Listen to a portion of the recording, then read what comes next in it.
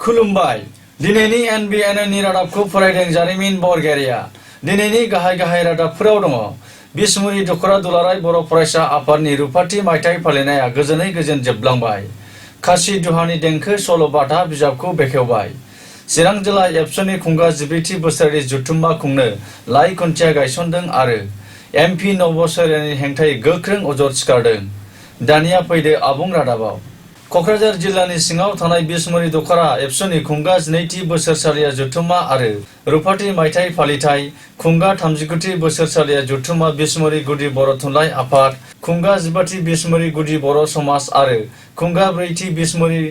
Tribal संघनि जथुम्माया रबिबाराव गोजोनै गोजोन जोबलांबाय बिसमुरि दखरा दुलाराय बर' फरायसा आफादनि बानजायनायाव 15 आरो 16 अक्ट'आव खुंफुंनाय दखरा आफादनि रुफाथि मायथाइ फालिथायजों लोब्बा लाखिनानै जोबथा साननि हाबाफारिनि फुंबिलियाव फिरफिला बिरहोनाय मुंख्लंफोरनो बिबारजों मान बावनाय थान्दै बादा जुथुमनाय आरो सानजौफुआव मोनसे गेवलां मेलबो खुंफुंनाय जायो।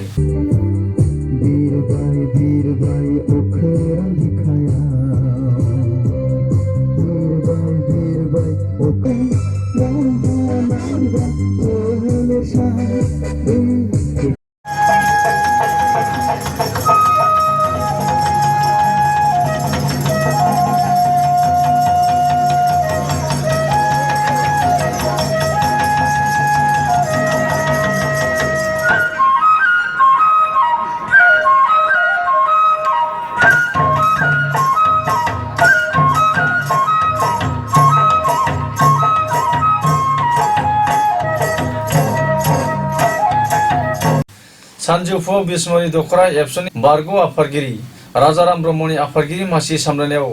खुंफुंनाय गेवलां मेलाव गाहाय आलासि महरै बाहागो लायै मिरु एबसुनि बुंथिगिरि जयन्त बसुमतारिया मेल बेखेवगिरि आलासि महरै बाहागो लायै क'क्राझार जिल्ला बर' थुनलाइ आफादनि आफादगिरि बानेश्वर बसुमतारिया साबायखर थाबाय मानगिरि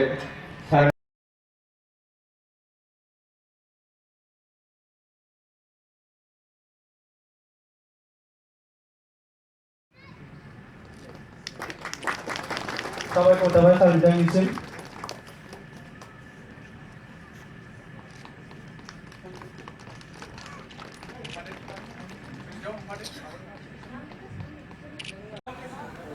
आं नुबोदों बे माखासे मेल मिटिं खुंनायाव आंनि नुनाय अबजारभेशनजों थिथागुरि सालाखाथि दतमा बे ओनसोलनि मानगोनां रायजो राजा नोंथांमोन बायदि मेल मिटिं खोनासंनो फैनाय मानगोनां रायजो राजा बिथांमोनहा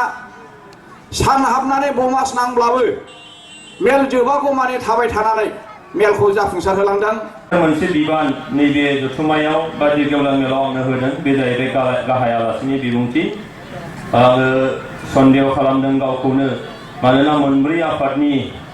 जथुम्मा जादों बेयाव दा मोनब्रै आफादनि मावनाय दांनायनि सोमोन्दै हयथ' एसेब्लाबो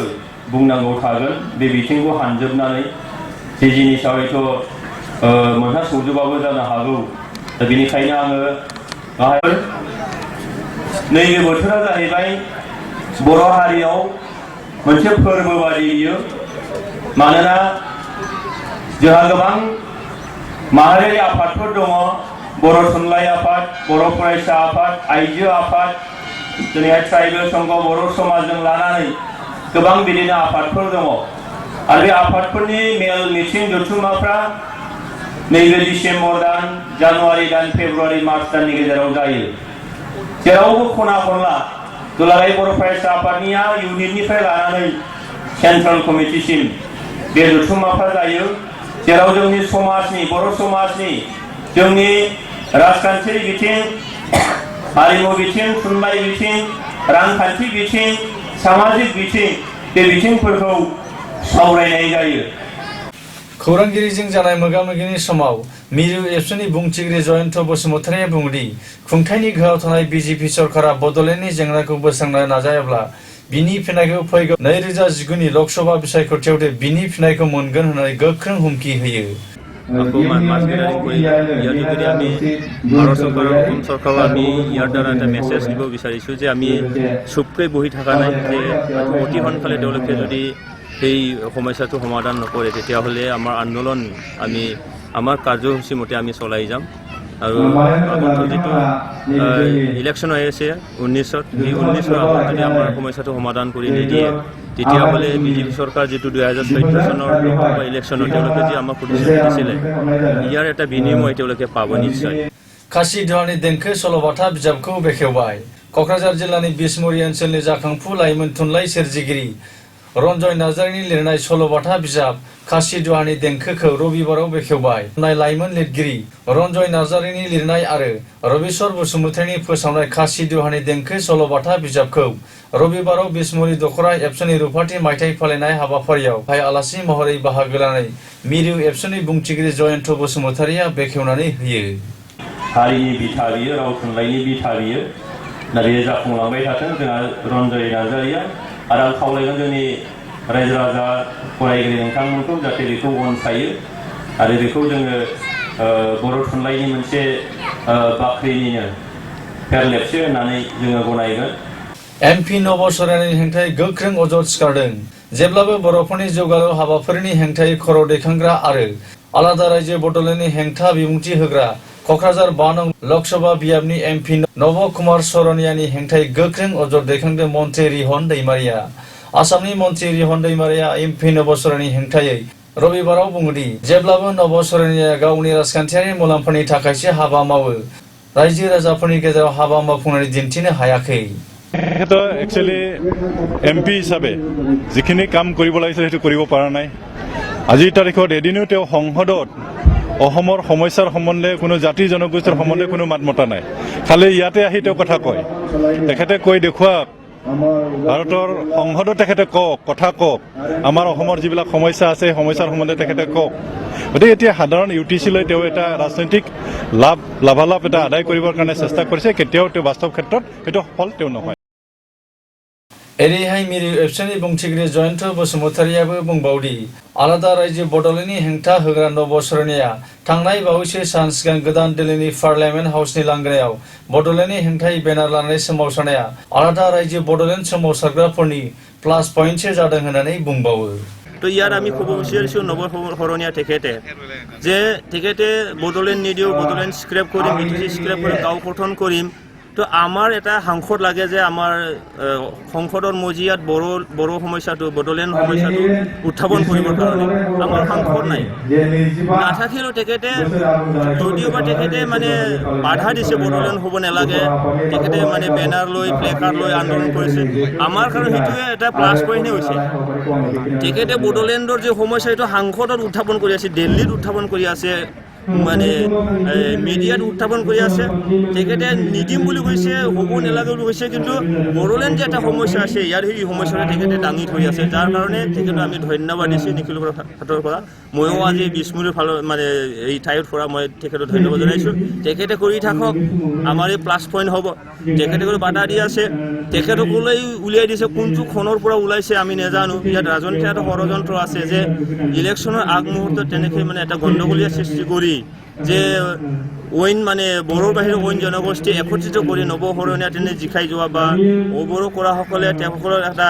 এজন মানে কেণ্ডিডেট দি তেওঁলোকে জিকাই নিয়াৰ কিন্তু দেখা গৈছে যে বাধা দিলেও ইয়াত যে মানে আমি খোজা নাই আমি বিচাৰাও নাই ভৱিষ্যতে আমি বিচাৰিম তথাপি ইউটিচিৰ কথা আহিছে যে আমাৰ দাবী যে মানে একেবাৰে ন্যায্য সত্য এটা দাবী সেই দাবীটোকে উনুকিয়াইছে বুলি আমি ভাবোঁ। Thank you. चिरां जिल्ला एबसुनि खुंगा 14थि बोसोरारि जथुम्मा आरो सिडली खासिक'त्रा दख'रा एबसुनि सनाथि मायथाइ फालिनो लाइ खुन्थिया गायसनदों।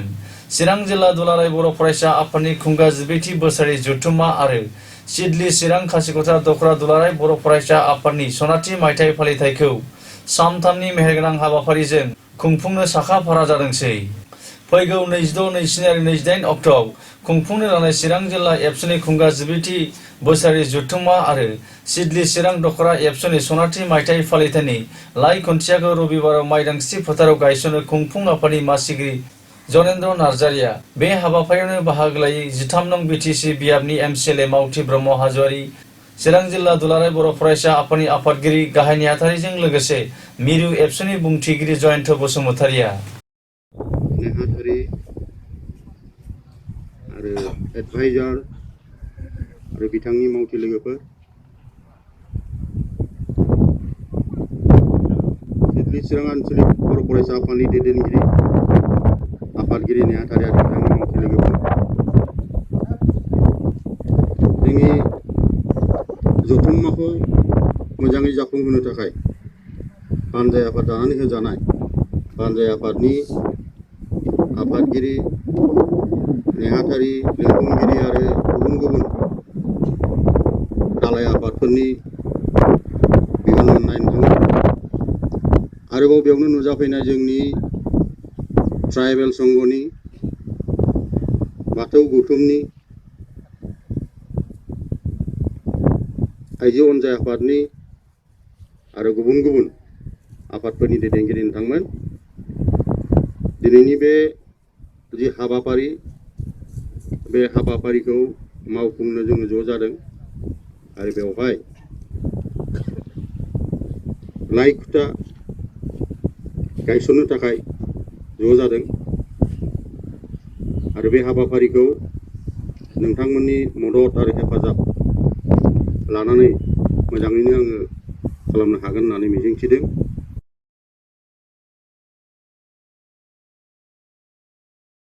बेजों लोगोसे दिनै रादाबा एसेनोसै गोजोन्थों।